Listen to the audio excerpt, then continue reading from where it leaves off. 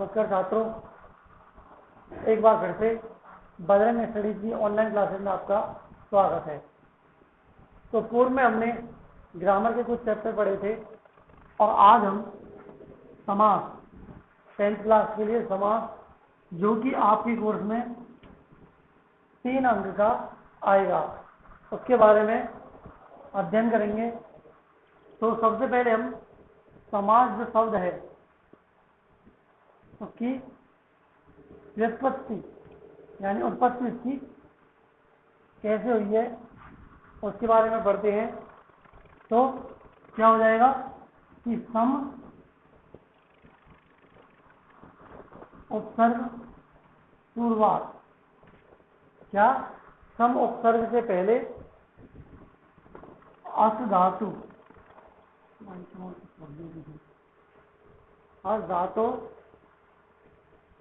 से क्या घी प्रत्यय करने पर, क्या करने पर घी प्रत्यय करने पर क्या होता है, समास शब्द निष्पन्न होता है। ठीक है, क्या होता है, सम उपसर्ग पूर्वक अस धातु से घी प्रत्यय करने पर समास शब्द उत्पन्न होता है। ठीक है, तो ये तो इसकी हो गई उत्पत्ति। यदि हम इसकी परिभाषा की बात करें तो इसकी जो परिभाषा बनेगी, क्या बनेगी, सम सनम समासः। क्या बनेगी, सम सनम समासः। या फिर इसकी दूसरी बात करें, दूसरी परिभाषा की, अथवा अनेक पदानाम एक पदी भवनम समासः। यानी संक्षिप्तीकरण जो है, क्या है, क्या है, संक्षिप्ती जो करण है, संक्षिप्तीकरण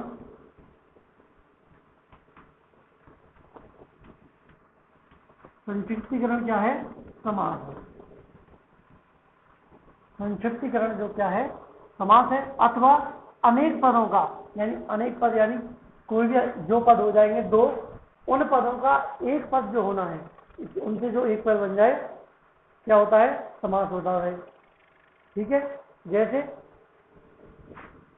जैसे ये पद है, ये क्या है, ये इसका समस्त पद है।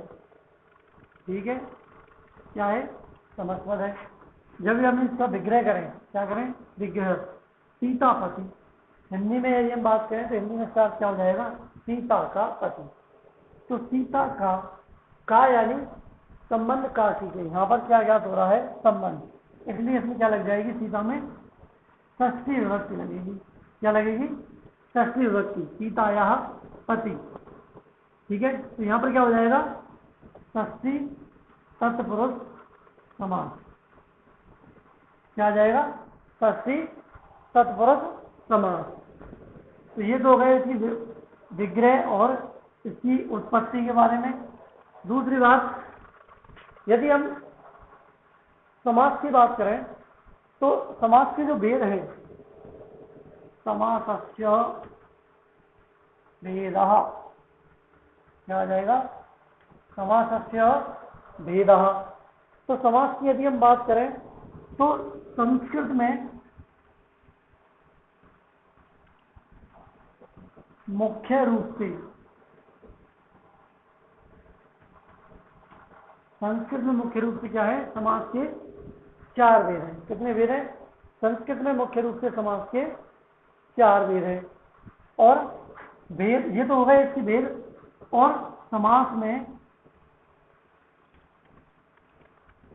प्रायः क्या होते हैं, 2 पद होते हैं। समास में प्राय मुख्य रूप से क्या होते हैं, 2 पद होते हैं।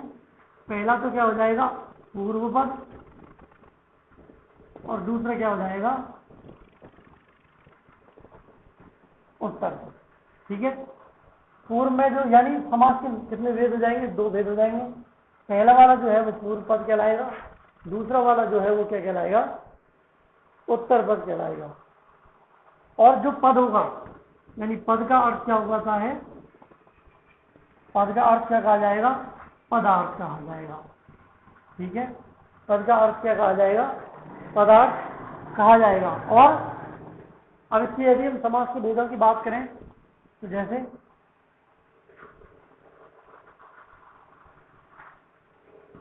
इसमें क्या होगा समास में कि जिस पद की प्रधानता होती है, जिस पद की प्रधानता होती है उसी के अनुसार उसका मतलब जिस पद की प्रधानता होती है उसी के अनुसार भी क्या होता है, उसी के अनुसार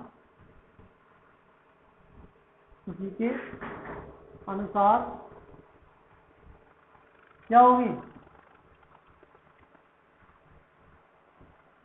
समास की संज्ञा होती है।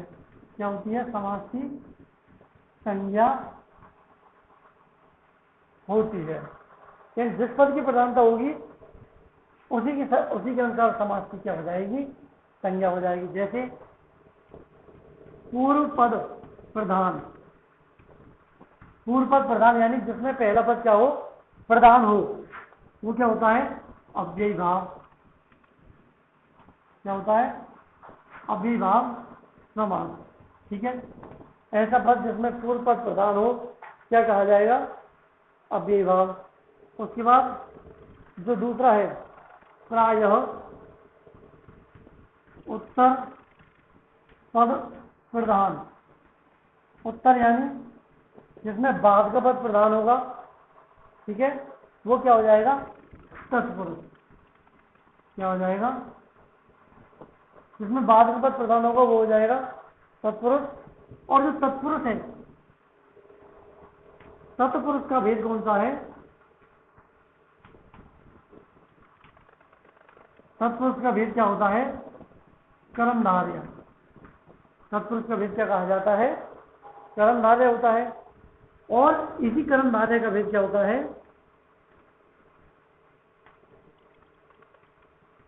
कर्मधारय जो समास है, कर्मधारय का भेद क्या होता है, द्विगु। क्या होता है, द्विगु समास होता है। ठीक है, क्या होता है, द्विगु समास। उसके बाद जिसमें अन्य पदार्थ क्या हो, जिसमें अन्य पदार्थ प्रधान हो, जिसमें क्या हो, अन्य पद प्रधान हो, वो क्या होता है, बहुव्रीहि। कौन सा समास होता है वो, बहुव्रीहि। उसके बाद और जिसमें उभय पदार्थ प्रधान, यानी जिसमें दोनों पद ही प्रधान हो, पूर्व पद भी प्रधान हो और उत्तर पद भी प्रधान हो, वो क्या होता है, वो होता है आपका द्वंद्व समास। ठीक है, इस प्रकार से समास के कितने भेद होते हैं, 6। कितने भेद होते हैं, 6। लेकिन इन 6 भेदों में से आपके कोर्स में 10वीं क्लास के कोर्स में सिर्फ 3 भेद दिए हुए हैं। कितने भेद दिए हुए हैं, 3 भेद दिए हुए हैं। पहला है अव्ययी भाव समास। क्या है, अव्ययी भाव समास। दूसरा है आपका कर्मधारय समास। ठीक है, और जो तीसरा है, तो तीसरा दिया है आपका द्वंद्व समास। ठीक है, ये आपका आपके कोर्स में क्या है, 3 भेद दिए हुए हैं। अब इसके अनुसार प्रश्न कैसे आएगा, प्रश्न किस प्रकार आएगा, देखो। जैसे एक पद दे दिया उसने कि प्रश्न आएगा, अधोलिखित पदानाम समस्त पद अथवा समस्त पदानाम विग्रहम कृत्वा, यानी जिसका जैसे ये पद है नील कमलम, एक ये पद दिया हुआ है। ठीक है, एक दिया हुआ है दिनम दिनम प्रति। ठीक है, और एक पद दिया हुआ है उसमें राम कृष्ण, ये वाले पद दिए हुए हैं। तो ऐसे आएगा 3 नंबर का प्रश्न। ठीक है, अब इसका क्या बन जाएगा, विग्रह करेंगे इसका, नीलम कमलम इति। क्या विशेषण विशेष्य वाला कौन सा हो जाएगा? कर्मधारय। ठीक है, यहाँ पर इसने विग्रह पहले से किया हुआ है, यानी इन तीनों पदों में से एक पद में क्या होकर आएगा? विग्रह होकर आएगा। जैसे दिए दिनम दिनम प्रति, तो इसके क्या हो जाएगा? प्रतिदिनम। यानी जिसमें क्या हो? पूर्व पद क्या हो? उपसर्ग हो, तो वो क्या कहलाता है? अव्ययी भाव। क्या कहलाता है वो? अव्ययी भाव। उसके बाद जिसमें समास में जिसमें समास में समस्त पद द्विवचन हो या फिर बहुवचन हो, वो समास हमेशा क्या कहलाएगा? द्वंद्व समास। और उस समास में किसका प्रयोग किया जाएगा? च का। जैसे रामः च कृष्णः च। ठीक है, इन दोनों पदों का प्रयोग किया जाएगा। तो ये आपके 3 कोर्स में दिए हुए हैं। सबसे पहले हम बात करते हैं अव्ययी भाव समास की। ठीक है, तो शुरू करते हैं। अव्ययी भाव समास आपके लिए 3 अंक आएगा, फिर बता रहा हूं मैं। तो परिभाषा देखते हैं कि जब विभक्ति क्या? जब विभक्ति समीप क्या, उसके बाद इत्यादि अर्थों में, इत्यादि अर्थों में, जब विभक्ति समीप इत्यादि अर्थों में अव्यय पद क्या हो? अव्यय पद हो। पहला पद क्या हो? अव्यय हो। अव्यय पद सुबंत, सुबंत के साथ, इसके साथ सुबंत के साथ क्या होता है? नित्य समास होता है। क्या होता है? नित्य समास होता है। दूसरी बात, सुबंत का मतलब जो आपके शब्द रूप हैं, धातु रूप तिगंत कहलाते हैं, शब्द रूप सुबंत कहलाते हैं। तो समास को जानने के लिए सबसे पहले आपको किसका ज्ञान होना जरूरी है? सुबंत पदों। ठीक है, शब्द रूप आपको याद करने पड़ेंगे। तो ये कह रहा है कि जिसमें विभक्ति समीप इत्यादि अर्थों में क्या हो? अव्यय पद सुबंत के साथ नित्य समास होता है, यानी वो क्या कहा जाता है? अव्ययी भाव समास कहा जाता है। फर्स्ट पॉइंट है इसका, क्या हो जाएगा फर्स्ट पॉइंट? कि इस समास का, इस समास का क्या प्रथम शब्द क्या होता है? अव्यय। प्रथम शब्द क्या हो जाएगा? अव्यय। और द्वितीय पद क्या हो जाएगा इसका?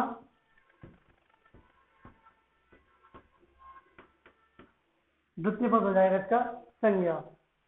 उसके बाद इसके सेकंड पॉइंट की यदि हम बात करें तो क्या हो जाएगा? अव्यय शब्द के अर्थ की, यानी किसकी? अव्यय शब्द के अर्थ की। जो और अव्यय कहाँ आएगा? पहला पद क्या हो जाएगा इसका? अव्यय, यानी पूर्व पद की क्या हो जाएगी? अव्यय शब्द के अर्थ की, यानी पूर्व पदार्थ की।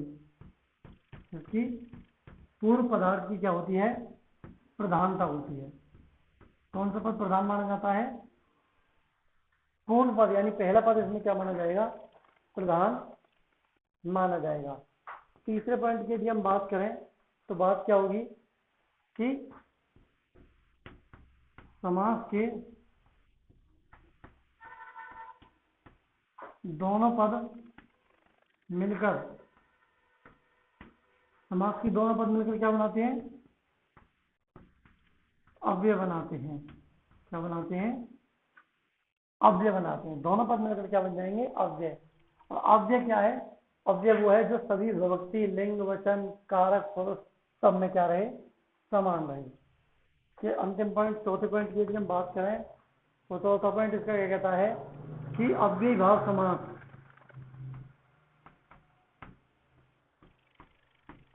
क्या होगा? अव्ययी भाव समास हमेशा नपुंसक लिंग के एक वचन में होता है।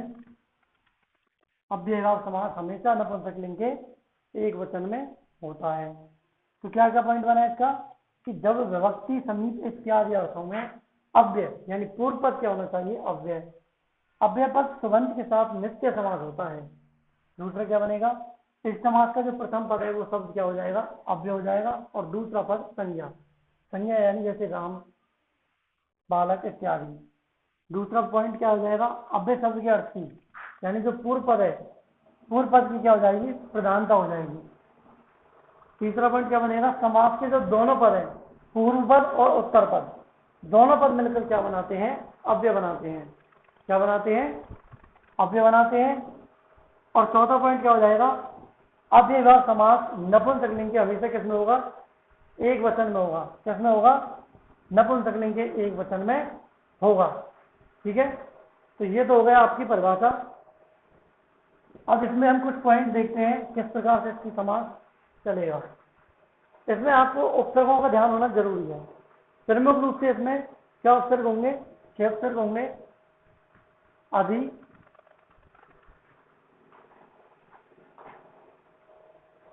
ये वाले अधि, उप, अनु, निर, से, यथा। प्रमुख रूप से ये आपके कोर्स में ज्यादा आते हैं। अधि, उप, अनु, निर, से, यथा।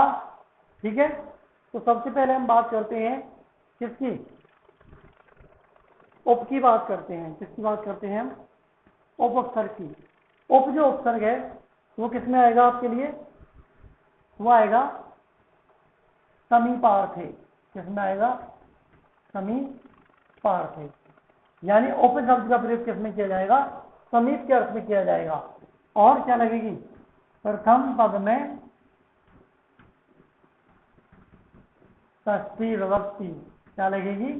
प्रथम पद में षष्ठी विभक्ति। ध्यान रखना, कोई भी शब्द जो उप उपसर्ग से बनकर आया है उस वाले पद में विग्रह करने पर क्या लगेगी? प्रथम पद में क्या लग जाएगी? षष्ठी। और बाद में उप शब्द का क्या लिख दिया जाएगा? अर्थ। जैसे एक शब्द देखते हैं, उप गंगम। समस्त पद किसमें? नपुंसकलिंग के एक वचन में है, गंगम। फलम, फलम, फले, फलानी, ऐसे गंगम। उसके बाद उप दिया हुआ है। उप का अर्थ क्या है? समीप। गंगम, गंगम का मूल शब्द क्या हो जाएगा? गंगा। उसके प्रथम पद में क्या लग रही है? षष्ठी विभक्ति लग रही है। तो मूल शब्द क्या है इसका? गंगा है। क्या है? गंगा है इसका मूल शब्द। गंगा क्या हुआ? आकारांत हुआ। क्या हुआ? आकारांत। तो जितने भी आकारांत शब्द के रूप हैं वो सब चलेंगे रमा की तरह। किसकी तरह? रमा की तरह। तो रमा शब्द की षष्ठी विभक्ति का जो रूप होगा वही गंगा शब्द की षष्ठी विभक्ति का रूप होगा। क्या लग जाएगा? गंगा यह। क्या लगेगा? गंगा यह। क्या अर्थ है? समीप के अर्थ में है, इसलिए यहां पर क्या जाएगा? समीपम। क्या जाएगा? समीपम। सबसे पहले जो उप उपसर्ग है, उप उपसर्ग का जो अर्थ है वो लिखना है बाद में, यानी उत्तर पद में। और पूर्व पद क्या बन जाएगा? संज्ञा। यानी संज्ञा वाला जो पद है उस वाले पद में कौन सी विभक्ति लगेगी? षष्ठी विभक्ति लगेगी। जैसे उपनदी। और नदी शब्द की षष्ठी विभक्ति क्या हो जाएगी? नद्या। फिर बाद में क्या आ जाएगा? समीपम। क्या आ जाएगा? नद्या समीपम। ऐसे ही उपकृष्णम। कृष्ण शब्द के रूप किसकी तरह चलेंगे? राम की तरह। और राम शब्द की षष्ठी विभक्ति का एक वचन क्या हुआ? रामस्य। तो यहां पर भी क्या आ जाएगा? कृष्णस्य समीपम। क्या आ जाएगा? कृष्णस्य समीपम। ठीक है, उसके बाद और देखते हैं उदाहरण। उपगृहम। उपगृहम में क्या आ जाएगा? गृहस्य। यानी नपुंसकलिंग के जो पद हैं उन शब्दों की दो व्यक्ति तो एक जैसे चलेंगी, बाकी सभी शब्द जो शब्द रूप हैं उन सभी शब्दों के जो रूप हैं वह समान राम की तरह चलेंगे। और आकारांत शब्दों के रूप किसकी तरह चलेंगे? रमा की तरह। तो यहां पर भी क्या आ जाएगा? गृहस्य समीपम। क्या आ जाएगा? गृहस्य समीपम। और देखते हैं उपाश्वम। उपाश्वम, अश्वम माने घोड़ा। क्या आ जाएगा? अश्वस्य। बाद में बाद वाला पद समीपम। क्या हो जाएगा? अश्वस्य समीपम। अब देखो, जैसे मान लो ये तो इसका समास दिया हुआ है। यदि बोर्ड के पेपर में आपको कैसे दे दे कि ऐसे दे दे, यमुनाया समीपम, क्या दिया हुआ है? विग्रह किया हुआ है। भाई समीपम यदि जुड़ा हुआ है तो इसका मतलब विग्रह किया हुआ है, और यमुना वाले शब्द में क्या लगी हुई है? षष्ठी विभक्ति। तो क्या करना है? सबसे पहले इस वाले पद का अर्थ क्या है? ये किसका अर्थ है? उप का। तो सबसे पहले क्या आएगा? उप। उसके बाद क्या लग रही है? प्रथम पद में षष्ठी विभक्ति लगी थी, तो प्रथम पद क्या हुआ? इसका यमुना हुआ। तो यहाँ पर क्या आ जाएगा? उप यमुनम। यहाँ पर जो पद आएगा वो हमेशा नपुंसकलिंग के एक वचन में आएगा। जैसे जैसे ये वाला पद है, तटस्थ्य समीपम। क्या है? तटस्थ्य समीपम। तट के रूप राम की तरफ चलेंगे क्योंकि तटस्थ्य आ रहा है, तो समीपम का अर्थ क्या हुआ? उप, यानी मूल पद क्या हुआ? उप हुआ, और क्या आ जाएगा? उसका नपुंसकलिंग हो जाएगा उप तटम। क्या हो जाएगा? उप तटम। ऐसे ही उपनगरम। उपनगरम का क्या जाएगा? नगर का हो जाएगा नगरस्य। ठीक है, और उसका अर्थ क्या हो जाएगा? समीपम। नगरस्य समीपम। ठीक है, क्या हो जाएगा? नगरस्य समीपम। ऐसे ही उप से आप बहुत सारे वो क्या बना सकते हैं। अब ये तो थे आपके उप वाले। ठीक है, मानता हूं, मैं ऐसा मानता हूं कि आप लोगों की समझ में आ गया होगा। एक और देखते हैं, अनु। अनु जो है, अनु का अर्थ क्या हो जाएगा? पश्चातार्थे। पश्चातार्थे यानी पश्चातार्थे का मतलब पश्चात यानी बाद में। और यहां पर भी क्या हो जाएगी? प्रथम पद में कौन सी विभक्ति आएगी? षष्ठी विभक्ति आएगी। कौन सी विभक्ति आएगी? षष्ठी। अब वही अर्थ बनेगा जैसे अनु, एक मिनट होगा, ये जो अनु उपसर्ग है ये दो अर्थों में आता है, एक पश्चात और एक योग्य। ठीक है, पश्चात और योग्य, इन दोनों के अर्थ में क्या चलेगा? अनु चलेगा। ठीक है, अब अनुरथम जो हो गया, तो रथ शब्द की षष्ठी विभक्ति क्या हो जाएगी? राम की तरह रूप चलेंगे, क्या आ जाएगा? रथस्य। क्या आ जाएगा? रथस्य। और अनुगर्थ क्या हुआ? पश्चात। क्या हुआ? अनुगर्थ क्या हुआ? पश्चात। ठीक है, ऐसे ही अनु विष्णु। क्या हो जाएगा? अनु विष्णु। विष्णु शब्द के रूप चलेंगे गुरु की तरह। किसकी तरह चलेंगे? गुरु की तरह। तो गुरु, तो यहां पर क्या हो जाएगा? विष्णु। और अनु का फिर क्या हो जाएगा? पश्चात। यानी जहां पर भी अनु शब्द से शब्द बनकर आएगा उसका अर्थ क्या होगा? पश्चात। सिर्फ दो शब्दों को छोड़कर। कौन कौन से? एक तो अनुरूपम और एक अनुगुणम। अनुरूपम और अनुगुणम। रूपम के क्या हो जाएगा? रूप और गुण के, रूप और गुण के अर्थ में हमेशा क्या लगेगा? योग्य। जैसे रूप क्या हो जाएगा? रूपस्य योग्यम। क्या लग जाएगा? रूपस्य योग्यम। और गुणों के क्या अनुसार क्या आ जाएगा? गुणों के क्या हो जाएगा? गुणानाम। क्यों? क्योंकि गुण क्या होता है? बहुवचन होता है। गुणानाम योग्यम। क्या बन जाएगा? गुणानाम योग्यम। बाकी जो शेष शब्दों के अर्थ हैं उसमें क्या आ जाएगा? षष्ठी विभक्ति लगेगी। जैसे एक शब्द और देख लो, अनुपदम। अनुपदम क्या आ जाएगा? पदस्य पश्चात। पदस्य यानी पैरों के पीछे। ठीक है, तो आज के लिए इतना ही। आप निरंतर कक्षाएं अटेंड करते रहें। फिर से आपकी कक्षाएं प्रारंभ की गई हैं। स्कूलों की अभी कोई जानकारी नहीं है, कब तक खुले कब तक न खुले, तब तक आप निरंतर अध्ययन करते रहें। धन्यवाद।